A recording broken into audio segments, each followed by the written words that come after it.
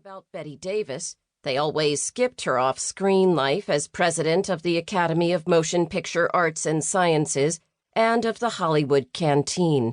I read about the blacklist, but no one ever mentioned Mary McCall, except in footnotes when she was backing up the careers of male screenwriters. Even the Writers Guild seemed to have forgotten about their first female president.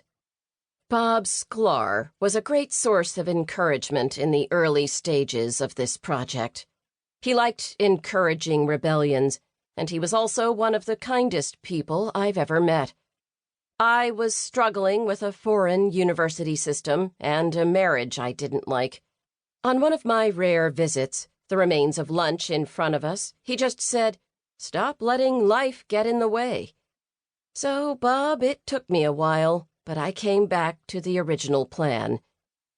Part of that original plan was to spend most of my life in film archives, but I had two problems. I can't eat scripts, and my job was thousands of miles from Los Angeles. Archivists and colleagues came to my rescue.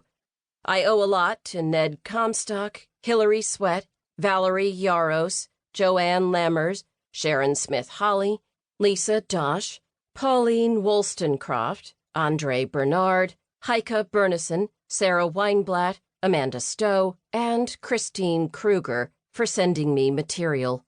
I remain grateful to Eric Hansen and Candace Bothwell for access to Katharine Hepburn's papers prior to her estate bequests. Hillary, J.C. Johnson, Adriana Flores, Tal Nadan, John Leroy Calhoun, Laura LaPlaca, Mary Kay Hillsbeck, and Jenny Romero sustained me on my marathon trips to the archives. But I have to say a special thank you to Ned Comstock.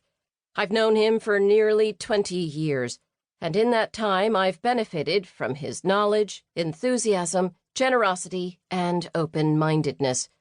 When I've had to cancel trips because I can't get a babysitter for the kids, he sends me what material he can.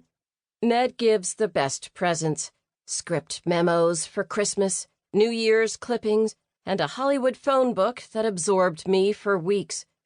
The person who says anyone is replaceable has obviously not met Ned. He is one of a kind, and I will always associate him with library basements, boxes of script memos, air conditioning, and the best-spent days of summer. I'm deeply grateful to Mary David Shiner and Sheila Benson for their memories of their mother and access to the private papers of Screenwriters Guild President Mary C. McCall, Jr.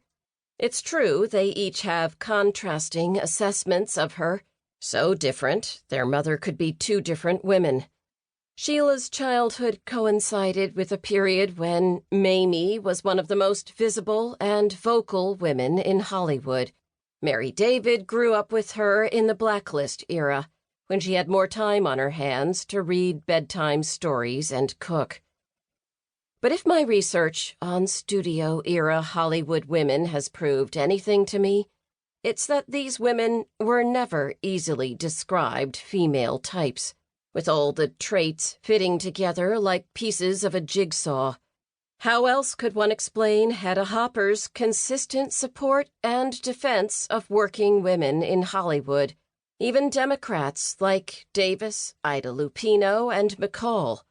That really resonated with me.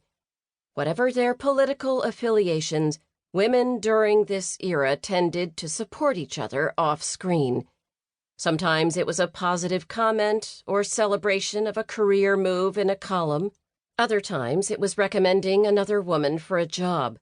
Sometimes they supported each other on a committee, on a radio show, or in working together on an enterprise such as the Hollywood Canteen.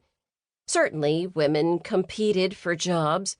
Davis and Joan Crawford disliked each other.